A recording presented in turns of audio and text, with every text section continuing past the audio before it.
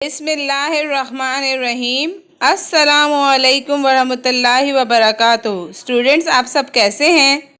Students, आज हम उर्दू की नज़म पढ़ेंगे। आइए पहले दुआ पढ़ते हैं। रब्बी ज़िदनी इल्मा, ऐ मेरे रब मेरे इल्म में इजाफा फरमा। आइए नज़म शुरू करते हैं।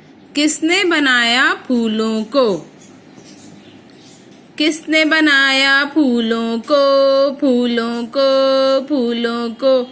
अल्लाह ने बनाया फूलों को, फूलों को, फूलों को, हम सब के लिए। किसने बनाया तितली को, तितली को, तितली को। अल्लाह ने बनाया तितली को, तितली को, तितली को, हम सब के लिए।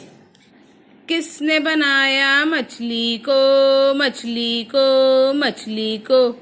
अल्लाह ने बनाया मछली को, मछली को, मछली को, हम सब के लिए। किसने बनाया सूरज को, सूरज को, सूरज को। अल्लाह ने बनाया सूरज को, सूरज को, सूरज को, हम सब के लिए। किसने बनाया हम सबको, हम सबको, हम सबको। अल्लाह ने बनाया हम सबको, हम सबको, हम सबको, हम सब के लिए। स्टूडेंट्स, आप भी इस नज़म को पढ़ें, याद करें। शाबाश। Take care. अल्लाह हाफिज।